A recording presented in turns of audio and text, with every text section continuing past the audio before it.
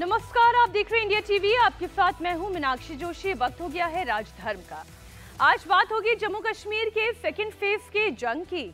जम्मू कश्मीर में दूसरे चरण में अब तक कितनी प्रतिशत वोटिंग हुई, वोटिंग को लेकर घाटी में कितना उत्साह है, कांग्रेस को लेकर उमर अब्दुल्ला ने आखिर ऐसा क्या कह दिया जिससे सवाल खड़े होने लगे कि क्या वाकई में गठबंधन में सब कुछ ठीक है। सब कुछ बताऊंगी आपको। उत्तर प्रदेश के बहराइच में बुलडोजर एक्शन की तस्वीर भी दिखाऊंगी। बहराइच में क्यों सुप्रीम कोर्ट के बुलडोजर एक्शन पर रोक वाला आदेश लागू नहीं हुआ, क्यों पूरे बाजार पर बुलडोजर एक्शन किया गया। साथ ही पटियाला भी आपको ले चलूंगी, जहां के नेशनल लॉ यूनिवर्सिटी में पिछले 3 दिनों से प्रोटेस्ट चल रहा है। लड़कियां अपनी ही यूनिवर्सिटी के वाइस चांसलर के खिलाफ धरने पर आखिर क्यों बैठी हैं, लड़कियां क्यों वीसी के इस्तीफे की मांग पर अड़ी हैं। लेकिन सबसे पहले बात बहराइच में बुलडोजर एक्शन की। उत्तर प्रदेश में एक बार फिर बुलडोजर एक्शन हुआ, लेकिन ये एक्शन किसी अपराधी या क्रिमिनल के खिलाफ नहीं हुआ है, बल्कि सरकारी जमीन पर अवैध कब्जा करने वालों के खिलाफ पीला पंजा चला है।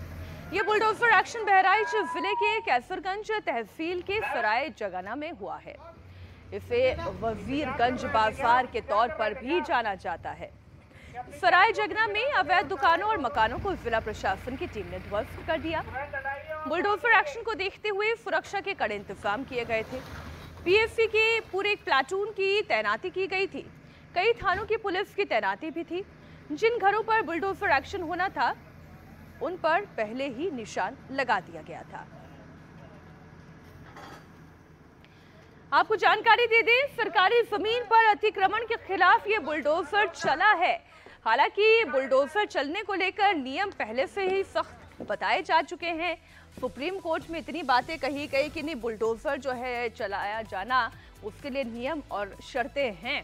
तो अब बहराइच में बुलडोजर एक्शन क्यों हुआ उसे आप जानिए। सरकारी जमीन पर अवैध कब्जा किया गया था और इसलिए ये बुलडोजर चलाने की नौबत आई। सरकारी जमीन पर दुकान और मकान बना लिए गए। ऐसे में एक्शन ना होता तो फिर क्या होता। लोगों को पहले से ही अपील की गई थी कि वो अपनी अपनी दुकानों को और मकानों को खाली कर दें, क्योंकि ये इल्लीगल है और इल्लीगल होने की वजह से ही इनके खिलाफ कार्रवाई की गई।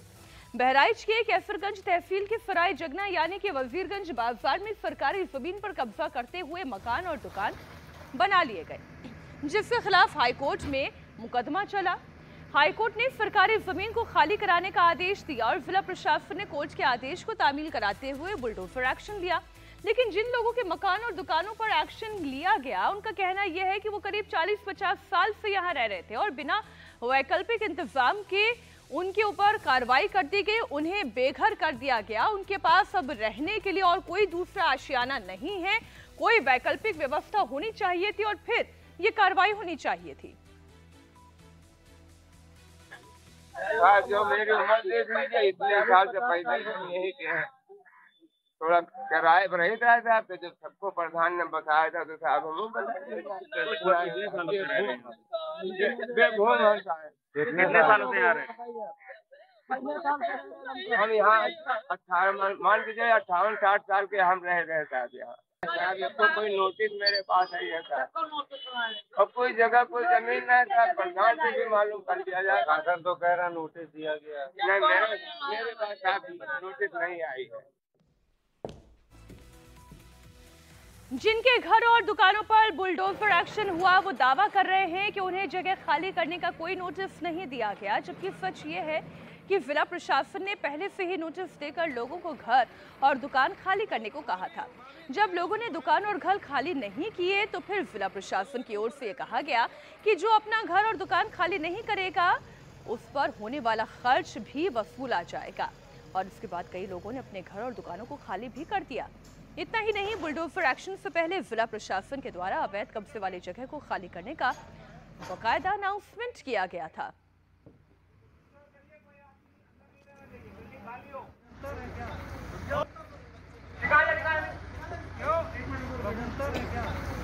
कबूतर वाले भैया ये बताओ, जब से यहाँ चल रहा है तब नहीं आपको दिख रहा था?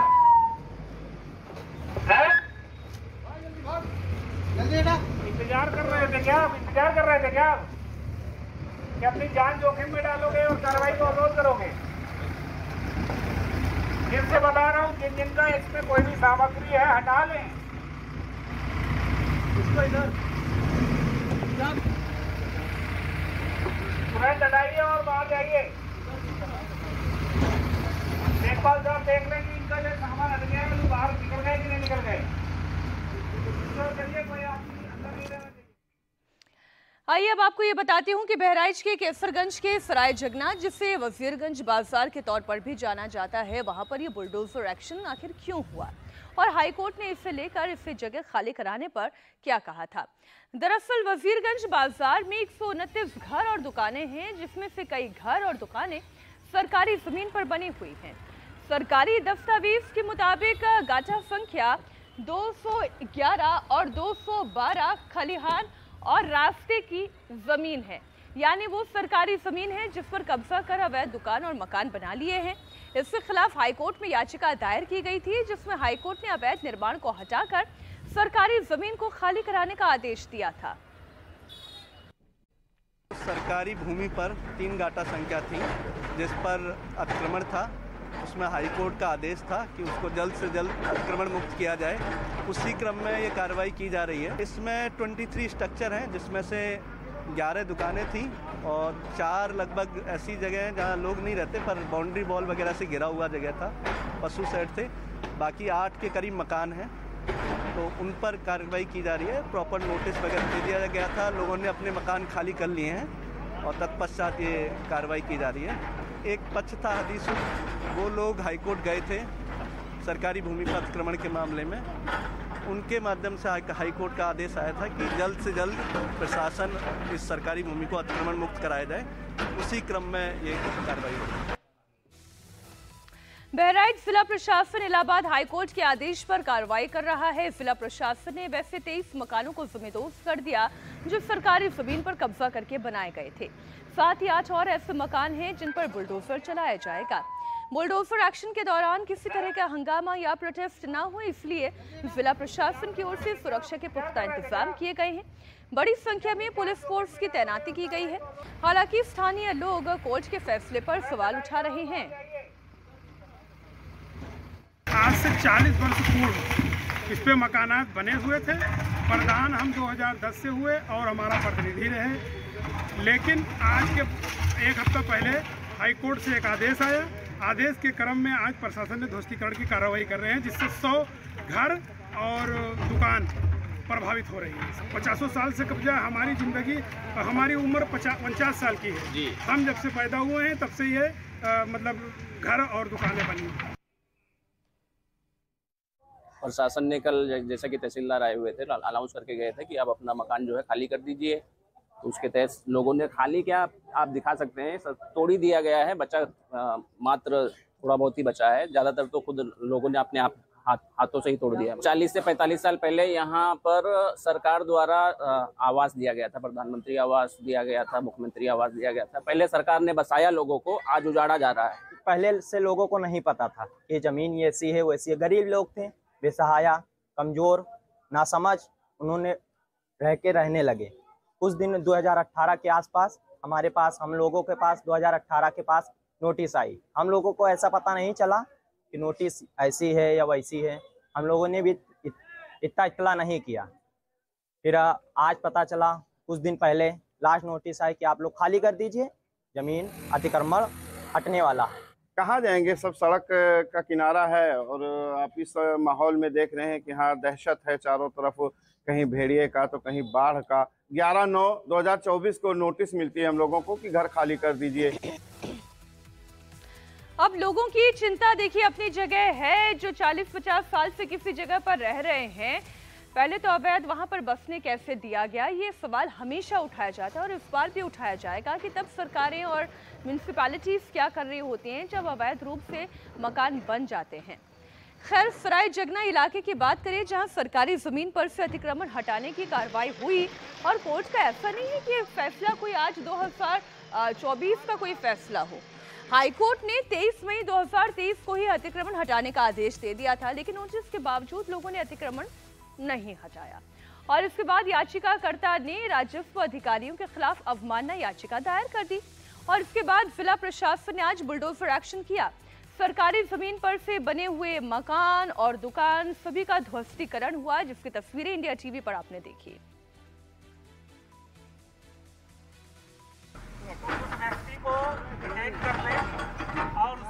कार्रवाई की जाएगी। अगर न्यायालय के आदेश के अनुक्रम में कार्रवाई हो रही है, उस आदेश के अनुक्रम में पालन में अगर कोई व्यक्ति अवरोध उत्पन्न कर रहा है उसको पकड़ ले तो उसको उसके विरुद्ध विधिक कार्रवाई की जाएगी। तथा सभी लोग जितने भी हैं कार्रवाई में सहयोग करें। उत्तर प्रदेश में इलाहाबाद हाई कोर्ट के आदेश पर बुलडोजर एक्शन हुआ, लेकिन महाराष्ट्र में पुलिस के एक्शन पर हाई कोर्ट ने ही सवाल उठा दिया है। पुलिस पर सख्त टिप्पणी की गई है। 2 दिन पहले क्राइम ब्रांच ने ठाणे में बदलापुर के एक स्कूल में मासूम बच्ची से घिनौनी हरकत के आरोपी अक्षय शिंदे को ढेर कर दिया था। इस एनकाउंटर के खिलाफ अक्षय शिंदे के पिता अन्ना शिंदे हाईकोर्ट पहुंचे। अपनी याचिका में उन्होंने पुलिस पर फर्जी एनकाउंटर का आरोप लगाया। इस पर सुनवाई के दौरान हाईकोर्ट ने ऐसे सवाल किए कि पुलिस के वकील को जवाब देते नहीं बन रहा था। विपक्ष के नेता पहले से ही पुलिस के एनकाउंटर के दावों पर सवाल उठा रहे हैं। अब बॉम्बे हाईकोर्ट ने भी पुलिस से चुभने वाले सवाल कर दिए। हाईकोर्ट ने सुनवाई के दौरान क्या क्या टिप्पणी की वो आगे मैं आपको डिटेल में बताऊंगी, लेकिन उससे पहले एनकाउंटर का क्रेडिट लेने की होड़ कैसे मची वो आप देखिए। आज बॉम्बे हाईकोर्ट में क्या हुआ वो आप जानिए। अक्षय शिंदे, जिसके ऊपर आरोप था 2 छोटी छोटी बच्चियों के साथ यौन शोषण का, उसे एनकाउंटर में पुलिस ने ढेर कर दिया। विपक्ष ने सवाल उठाए कि ये एनकाउंटर फेक है, तो सरकार के नुमाइंदे क्रेडिट लेने की होड़ में खड़े हो गए। बॉम्बे हाईकोर्ट ने जस्टिस रेवती मोहिते डेरे और जस्टिस पृथ्वीराज चौहान की बेंच के सामने एनकाउंटर मामले की सुनवाई हुई। पहले अक्षय शिंदे के पिता के वकील ने एनकाउंटर पर सवाल उठाए और इसके बाद ठाणे पुलिस की तरफ से सरकारी वकील ने जवाब दिया और इसके बाद दोनों जजेस ने ठाणे पुलिस क्राइम ब्रांच पर सवालों की लंबी झड़ी लगा दी। अब सवाल क्या क्या थे वो आपके सामने है। पहला सवाल तो यही कि गोली क्यों मारी, पकड़ने की कोशिश क्यों नहीं की गई। दूसरा सवाल ये कि अचानक से पिस्टल कैसे अनलॉक हो गया। आप जानते हैं कि पुलिस के पास जो पिस्टल रहती है वो लॉक्ड रहती है, उसे अनलॉक करना भी आना चाहिए। ऐसा नहीं है कि ये किया नहीं जा सकता, लेकिन लॉक्ड पिस्टल अचानक से अनलॉक कैसे हो गई और कैसे अक्षय शिंदे ने पुलिस पर फायर कर दिया। हाथापाई में पिस्टल अनलॉक होना मुश्किल है। कोर्ट ने यह भी पूछा, आरोपी अकेला था, फायरिंग में ट्रेंड नहीं था, इसके बावजूद आपने एनकाउंटर कर दिया। वैन में जब शिंदे बैठा हुआ था, यानी अक्षय शिंदे, तो उसके हाथों में हथकड़ी भी थी। ऐसा तो नहीं कि किसी भी आरोपी या अपराधी को आप बिना हथकड़ी के कहीं एक जगह से दूसरी जगह ले जाते हैं, हथकड़ी तो होती है। तो जब उसके हाथ में हथकड़ी थी तो पुलिस ने एग्जैक्टली वो हथकड़ी कब हटाई।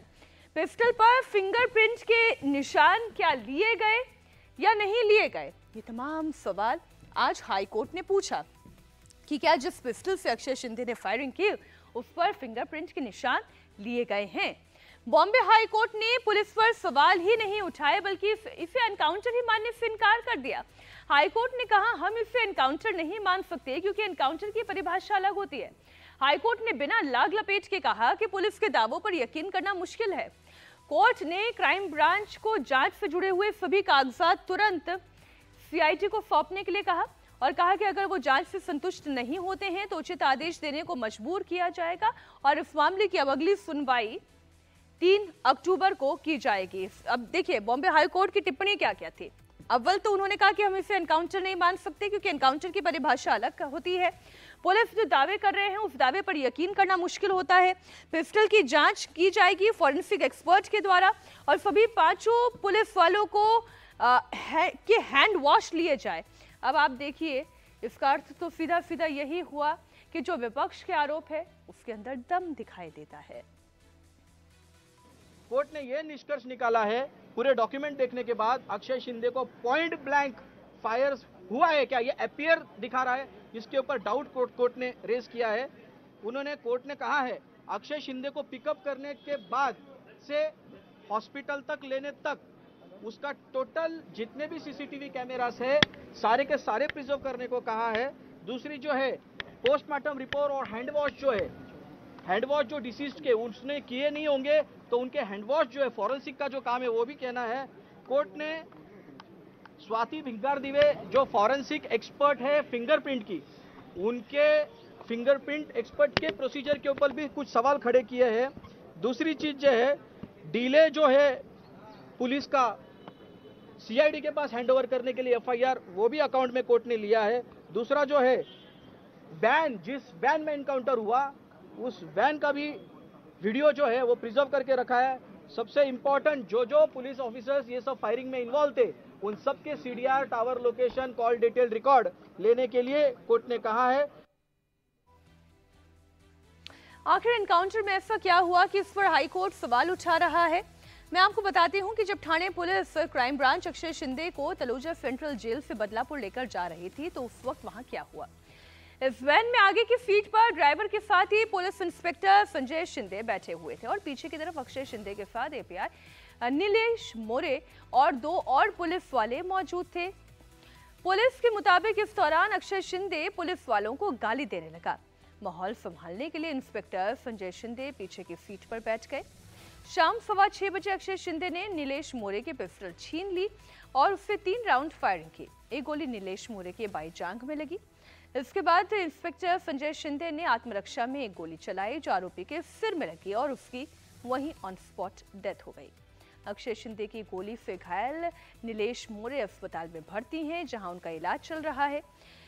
कुछ तस्वीरें ऐसी हैं जिसमें नीलेश मोरे की जांघ पर बुलेट इंजरी के निशान साफ दिखाई दे रहे हैं। ये तस्वीर आपके सामने है। नीलेश मोरे के बयान के आधार पर पुलिस जांच को आगे बढ़ा रही है। एक तरफ हाईकोर्ट एनकाउंटर पर सवाल उठा रहा है, वहीं एनकाउंटर पर क्रेडिट लेने की होड़ भी शुरू हो गई है। मुंबई में जगह जगह पोस्टर लगे हुए हैं जिनमें लिखा है कि बदला पूरा। इन पोस्टर में महाराष्ट्र के डिप्टी सीएम देवेंद्र फडणवीस बंदूक के साथ नजर आ रहे हैं, लेकिन मुंबई में कुछ और पोस्टर हैं जिसमें फडणवीस की तारीफ और महाविकास आघाड़ी पर सवाल हैं। किसी भी पोस्टर में हैरानी की बात यह है कि महाराष्ट्र के मुख्यमंत्री एकनाथ शिंदे नहीं है, लेकिन मराठी अखबारों में सीएम एकनाथ शिंदे के पोस्टर तो हैं जिसमें उन्हें धर्मवीर बताया गया है। इन विज्ञापनों में केवल एकनाथ शिंदे हैं। देवेंद्र फडणवीस या अजीत पवार अब इन तस्वीरों में गायब हैं। तो देखिए, अब हाईकोर्ट जिस एनकाउंटर पर सवाल खड़े कर रही है, जिसमें खुद कोर्ट की तरफ से कहा गया है कि हमें ये एनकाउंटर नहीं लगता, क्योंकि जो एनकाउंटर की परिभाषा है वो ये नहीं है जो इसमें दिखाई दे रही है, और उसी एनकाउंटर के क्रेडिट को लेने की होड़ नेताओं में दिखाई दे रही है। और हैरानी की बात यह है कि दोनों अलग अलग दिशा में अलग अलग क्रेडिट लेते हुए दिखाई दे रहे हैं। महाराष्ट्र के बदलापुर एनकाउंटर पर ओवैसी ने अटैक किया। शिंदे सरकार पर सवाल खड़े करते हुए ओवैसी ने कहा कि सरकार मान रही है कि बदला पूरा हो गया है। पोस्टर के जरिए यही मैसेज दिया जा रहा है, बदला गैंगस्टर लेते हैं, कोर्ट से इंसाफ मिलता है। बदला पूरा हो गया तो सरकार इस बात को मान रही है कि कोर्ट से सजा नहीं दिलाएंगे, ऑनरेबल जज साहब सजा नहीं देंगे, हम बदला लेंगे। देखिए, ये जो बदला लेते हैं ना, ये जो लोग बदला लेने वाले होते हैं, ये गैंगस्टर माफिया होते हैं। संविधान में इंसाफ होता है, जस्टिस होता है, और कोर्ट के जरिए से उस खाती को जब सजा दी जाती है तो बदला नहीं होता, वो जस्टिस होता है। आप बदला लेकर नहीं मार सकते, आप जस्टिस करके उसकी आप कैपिटल पनिशमेंट दे सकते हो उनको, वो जस्टिस होगा। तो ये पोस्टर लगाने का मतलब ये है कि बीजेपी इस पर अपनी रोटी सेक रही है और उसको बदला कह रही है। हम जस्टिस का मुतालबा कर रहे हैं। महाराष्ट्र के बदलापुर में बच्चियों के साथ यौन शोषण के आरोपी के एनकाउंटर पर बॉम्बे हाई कोर्ट ने सख्त टिप्पणी की है, तो वहीं पंजाब के पटियाला में गर्ल्स हॉस्टल में चेकिंग पर बवाल मचा हुआ है। पटियाला के Rajiv Gandhi national law university में छात्राओं ने वीसी के खिलाफ मोर्चा खोल रखा है। पटियाला नेशनल लॉ यूनिवर्सिटी के वीसी जय एस सिंह के खिलाफ स्टूडेंट प्रोटेस्ट कर रहे हैं। स्टूडेंट वाइस चांसलर के इस्तीफे की मांग कर रहे हैं।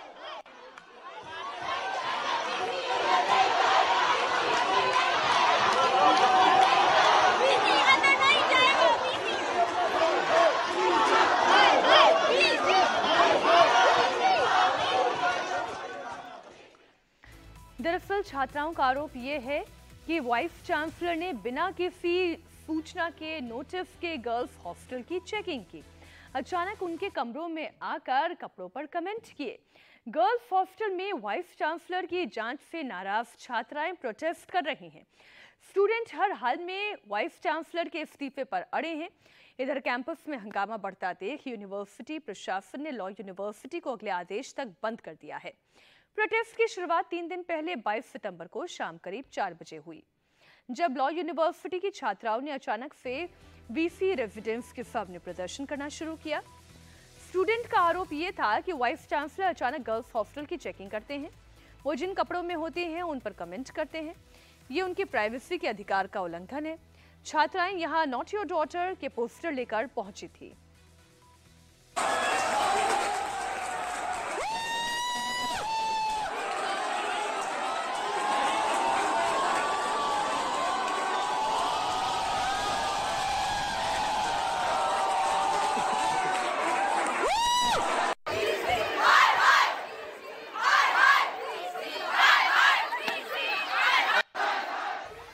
पटियाला की Rajiv Gandhi national law university में छात्राओं के प्रोटेस्ट की शुरुआत कैसे हुई, आइए आपको सिलसिलेवार तरीके से बताती हूँ।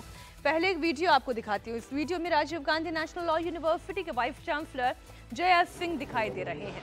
वो गर्ल्स हॉस्टल के एक रूम में है जहाँ 4 लड़कियां पहले से मौजूद हैं। वाइस चांसलर जय सिंह लड़कियों को कुछ कहते हुए दिखाई तो दे रहे हैं और लड़कियां भी फिर कुछ बोलते हुए दिखाई दे रही हैं। दरअसल जब वीसी गर्ल्स हॉस्टल में चेकिंग के लिए आए तो उस पर लड़कियों ने सवाल उठाया। वहां रहने वाली लड़कियों ने पूछा कि बिना महिला स्टाफ के ही वहां पर क्यों आ गए। वाइस चांसलर उनका जवाब देते दिख रहे हैं। वो कह रहे हैं कि वार्डन के कहने पर ही वो यहाँ पर आए हैं। हमारी वार्डन आई है, पहले ये हिली है, पहले ये हिली है, तो हमको कहा गया कि मैं आ सकता हूँ, तो मैं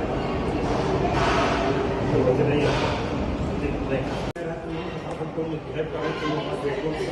हमारी वार्डन आई है, पहले ये हिली है, पहले ये हिली है, तो हमको कहा गया कि मैं आ सकता हूँ, तो मैं नहीं। वाइस चांसलर के द्वारा गर्ल्स हॉस्टल की चेकिंग करने को लेकर पटियाला लॉ यूनिवर्सिटी की लड़कियां गुस्से में हैं। वो लगातार 3 दिनों से प्रोटेस्ट कर रही हैं। वाइस चांसलर के इस्तीफे की मांग कर रही हैं। दरअसल लड़कियों का कहना यह है कि वीसी अचानक चेकिंग करने के लिए उनके कमरे में आ गए, वो भी बिना किसी फीमेल स्टाफ के। गर्ल्स हॉस्टल की जांच की, उनके छोटे कपड़े पहनने को लेकर उन्होंने कमेंट किया जो उनकी प्राइवेसी का उल्लंघन है, इसलिए वो वाइस चांसलर का इस्तीफा चाहती हैं। सर आप हॉस्टल की बात करते हो, हम आपको इतनी मेल्स भेजते हैं जिसका सब प्रूफ है, आप एक भी मेल का रिस्पॉन्ड नहीं करते हो sir.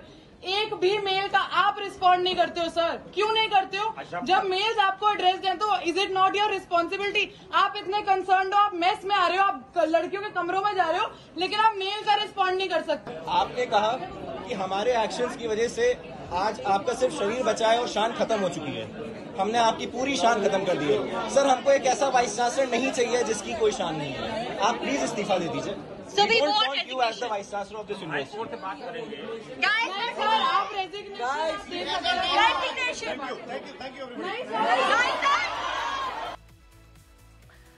Rajiv Gandhi national law university की लड़कियां वाइस चांसलर जय सिंह के इस्तीफे की मांग पर अड़ी हैं। उनका कहना है कि उन्हें वीसी का इस्तीफा चाहिए, उससे कम कुछ मंजूर नहीं है। तो वहीं दूसरी तरफ वाइस चांसलर ने बताया कि वो गर्ल्स हॉस्टल क्यों गए थे। वाइस चांसलर का कहना यह है कि उन्हें गर्ल्स हॉस्टल में रहने वाली दूसरी लड़कियां बार बार शिकायत कर रही थी कि गर्ल्स हॉस्टल में लड़कियां शराब पीती हैं, वो स्मोकिंग करती हैं और इसी की चेकिंग के लिए वो वहां पर गए थे। उन्होंने ये भी कहा कि गर्ल्स हॉस्टल की वार्डन और दूसरे कर्मचारियों के परमिशन लेने के बाद ही वो वहां पर पहुंचे थे।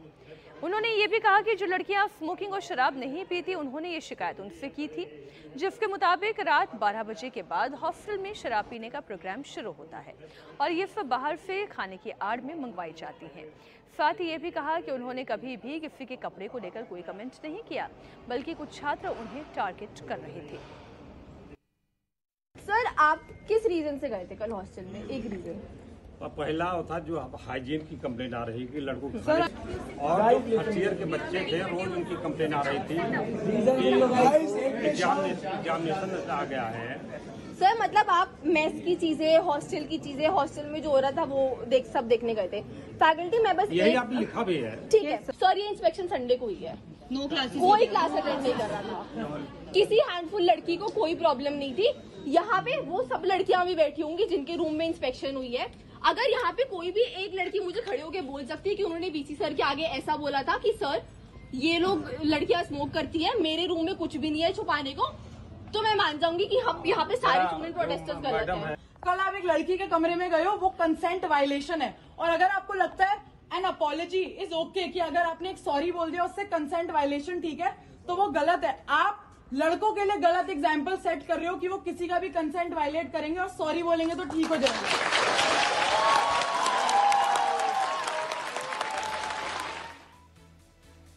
पटियाला लॉ यूनिवर्सिटी में गर्ल्स हॉस्टल में चेकिंग को लेकर बवाल है। प्रदर्शनकारी स्टूडेंट्स वाइस चांसलर के इस्तीफे की मांग कर रही हैं। छात्रों ने पत्र लिखकर सुप्रीम कोर्ट के चीफ जस्टिस से भी वीसी की शिकायत की। इसके साथ ही लॉ के छात्रों ने बार काउंसिल को चिट्ठी लिखी। वहीं यूनिवर्सिटी ने इस मामले में एक्शन लेते हुए जांच के लिए 9 सदस्यीय समिति का गठन किया। प्रदर्शन को देखते हुए अगले आदेश तक यूनिवर्सिटी को बंद करने का आदेश दे दिया गया है। दूसरी तरफ वाइस चांसलर ने प्रदर्शनकारी छात्राओं से माफी मांगी, लेकिन इसके बावजूद लड़कियों ने घर जाने से इनकार कर दिया और वीसी के इस्तीफे की मांग पर अड़ी हैं। लगता है तो हम आप लोगों से, हमारे विद्यार्थी हो, हमारे पोते के बराबर हो, हमारे टीचर को हम अनकंडीशनल अपोलॉजी करते हैं। हम सबसे अनकंडीशनल अपोलॉजी करते हैं। हम अनकंडीशनल अपोलॉजी आपको करते हैं। आप किसके साथ अंदर? श्रुति मैम नहीं थी वहाँ पे? नहीं थी आप।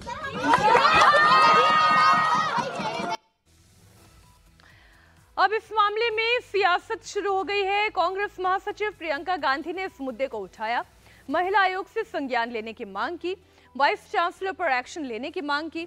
उन्होंने सोशल मीडिया प्लेटफॉर्म एक्स पर लिखा, पटियाला के राजीव गांधी विश्वविद्यालय में कुलपति का बिना छात्राओं को सूचित किए अचानक उनके कमरे में घुसकर चेकिंग करना और लड़कियों के पहनावे को लेकर अभद्र टिप्पणी करना अत्यंत शर्मनाक है। छात्राओं ने मीडिया से जो बातें कही हैं वो बेहद आपत्तिजनक हैं। लड़कियां अपने खान पान, पहनावे और कोर्स के चयन का फैसला करने में खुद सक्षम हैं। अधिकारों का दुरुपयोग करते हुए मॉरल पुलिसिंग और लड़कियों की निजता का उल्लंघन अस्वीकार्य है। महिला आयोग को इस मामले में संज्ञान लेना चाहिए। कुलपति महोदय पर सख्त कार्रवाई होनी चाहिए।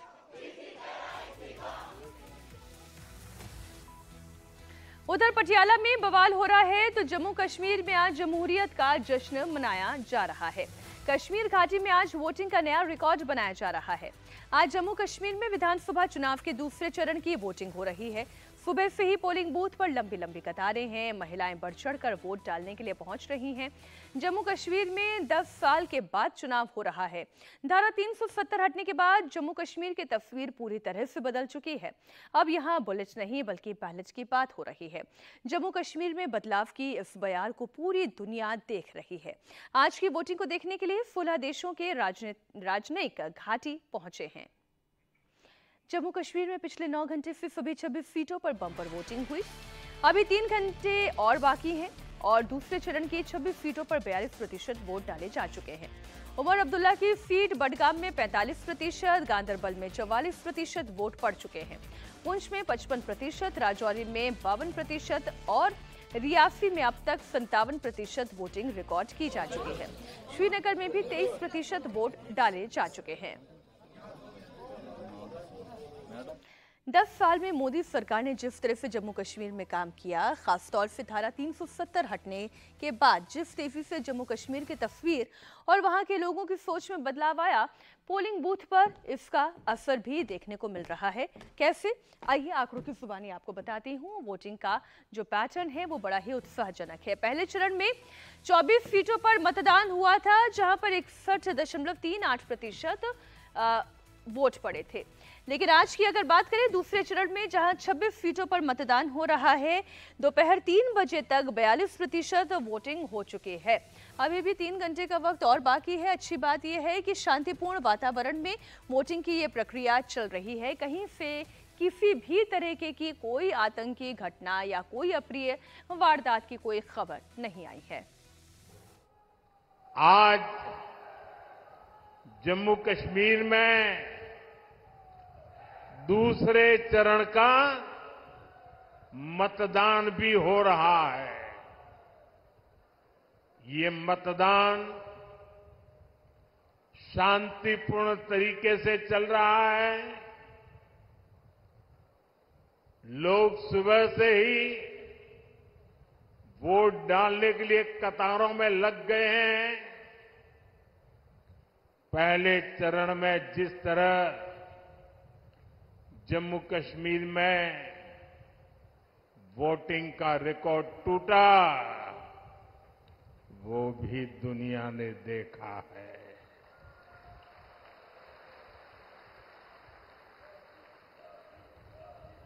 मैं जम्मू कश्मीर के लोगों की सराहना करूंगा,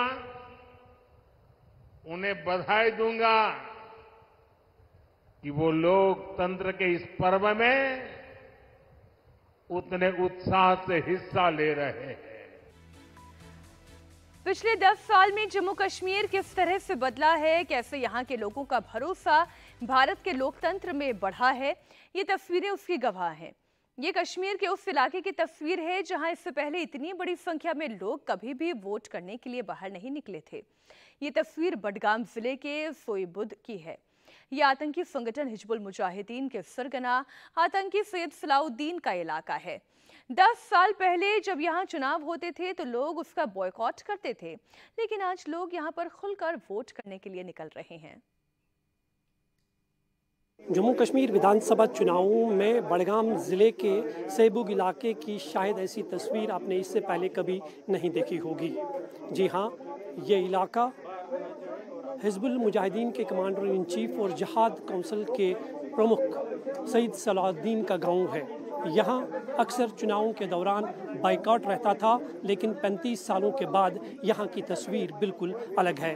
पिछले चुनावों के मतदान पर नज़र डालें तो 1% के आसपास यहाँ पर वोटिंग परसेंटेज देखी गई है, लेकिन आज सुबह से ही यहाँ जितने भी पोलिंग स्टेशंस हैं वहाँ पर लंबी लंबी कतारों में लोग अपने मत का इस्तेमाल करने के लिए पहुँच रहे हैं और वोट कर रहे हैं। ये तस्वीर आप देख सकते हैं, ये सेबुग इलाके के पोलिंग बूथ की तस्वीर है। सैयद सलाउद्दीन के गांव है और उनका ये पोलिंग बूथ है। यहाँ से कुछ मीटर की दूरी पर सैयद सलाउद्दीन का गांव है। कैसा माहौल है? आप चुनाव के लिए वोट कर रहे हैं यहाँ? हाँ, मतलब ठीक चल रहा है। वोट तो डालना है। हाँ। लेकिन यहाँ अक्सर चुनाव बाइकआउट होता था, आज नहीं दिख रहा है। नहीं, आज तो नहीं है। आज तो सब वोट डाला। हाँ। तो क्या मुद्दे हैं जिन मुद्दों को लेकर आप वोट कर रहे हैं? मुद्दा तो ये उनको मतलब फायदा हमें चाहिए। तो आपका नाम? मेरा नाम है वसीम मोहम्मद मलिक। वसीम साहब, देश के बाकी सूबों की तरह आज जम्मू कश्मीर में भी लोकतंत्र का पर्व मनाया जा रहा है। उसी जज्बे और उसी जोश के साथ लोग वोट डाल रहे हैं। दूसरे चरण का वोटिंग पैटर्न बता रहा है कि अब कश्मीर पीछे मुड़कर ना देखने वाला है और ना ही वो देखना चाहता है। आज सुबह 10 बजे से 26 सीटों पर 13% और 11 बजे 15% तक वोट डाले जा चुके थे। 12 बजते बजते वोटर टर्नआउट 26% हो गया और 3 बजते बजते यही वोटिंग परसेंटेज 42% हो गया। लोग इतना वोट को लेकर उत्साहित हैं। जमहूरियत का जश्न है और ये जम्मू कश्मीर है। ये वादियाँ भी हैं, वो इलाके भी हैं जहाँ पहले कभी वोटिंग नहीं हुआ करती थी, डिफरेंट किस्म की कॉल आया करती थी। और ऊंचे ऊंचे दरख्त भी हैं, पहाड़ियाँ भी हैं, चिनार भी है। हर एक जगह में ऐसी जगहें भी हैं जहाँ खतरों के संकेत दिया करते थे। और आप देखेंगे अभी कि उन सब जगहों में किस तरीके से एंथुजियास्टिकली लोगों की वोटिंग हो रही है। ये नज़ारे हैं उस चीज़ के कि जो आंखों में चमक थी, जो हमने पहले भी कहा था जब अनाउंस कर रहे थे। ये आवाम जम्मू कश्मीर के लोग अब विकास की बात करते हैं, नौजवान रोजगार की बात करते हैं। तस्वीरें बडगाम की है जहां से नेशनल कॉन्फ्रेंस के उमर अब्दुल्ला चुनाव लड़ रहे हैं। पोलिंग बूथ पर लंबी कतारें हैं। वोट डालने के लिए ये लोग पहुंच रहे हैं, तो उनके मन में आखिर क्या है? ईवीएम का बटन दबाते वक्त उनके दिमाग में कौन से मुद्दे हावी होते हैं? बडगाम से हमारे संवाददाता की ग्राउंड रिपोर्ट देखिए। जम्मू कश्मीर में आज दूसरे चरण के मतदान हो रहे हैं। 239 उम्मीदवारों की किस्मत का फैसला आज ईवीएम में बंद होगा। जिन 26 सीटों के लिए आज मतदान हो रहा है उनमें जम्मू के 3 ज़िले और कश्मीर के 3 ज़िले हैं। कश्मीर के 3 ज़िलों में गांदरबल, श्रीनगर और बडगाम शामिल है और हम इस वक्त बडगाम में मौजूद है। बडगाम में जम्मू कश्मीर के पूर्व मुख्यमंत्री उमर अब्दुल्ला चुनाव लड़ रहे हैं। नाम क्या है? मैं तो थक गया। मंजूर अहमद। मंजूर साहब, 10 सालों के बाद जम्मू कश्मीर में ये चुनाव हो रहे हैं, क्या मुद्दे हैं जिन मुद्दों को लेकर आप वोट कर रहे हैं? मुद्दे तो सब हमारे सेम है, आपके हमारे सब सेम है, रोटी कपड़ा और मकान। लेकिन बहुत सारे लोग कहते हैं कि आर्टिकल 370 बड़ा मुद्दा है, उसको लेकर वोट कर रहे हैं। नहीं, ये तो अपनी अपनी सोच है, समझ है। 370 जो पहले हमको सब्सिडी मिलती थी वो पता नहीं कब गवर्नमेंट ने खाई थी उसका हमें, मगर यूटी जो हमारे हमको लागू किया है वो हमको एक्सेप्ट नहीं है। हमें अपना स्टेट चाहिए, अपना जेके चाहिए। क्या क्या उम्मीदें हैं जिन मुद्दों को लेकर आप वोट कर रहे हैं? उम्मीदें बहुत है, सबसे बेरोजगारी भी बहुत है, तो यही उम्मीदें इनसे की है। ये बोल रहे हैं हम रोजगार देंगे, इसी उम्मीद से हम वोट कास्ट कर रहे हैं। तो क्या क्या मुद्दे हैं जिन मुद्दों को लेकर आप वोट कर रहे हैं? सर, सबसे पहले बात यहाँ कश्मीर में मतलब अनएम्प्लॉयमेंट की बात है, और मतलब यहाँ बिजली का मसला है, पानी का मसला है, सड़क का मसला है, यहाँ बहुत मसले हैं। हम चाहते हैं कि हमारे मसले इस साल मतलब इस इलेक्शन में हल हो। अब देखिए, चाहे नेशनल कॉन्फ्रेंस और कांग्रेस गठबंधन चुनाव जीते या फिर बीजेपी यहाँ चुनाव जीते, कश्मीर में उम्मीदों की ये लहर हमेशा यूं ही बरकरार रहनी चाहिए, लोगों का उत्साह यूं ही बरकरार रहनी चाहिए और मसलों का समाधान निकलना चाहिए।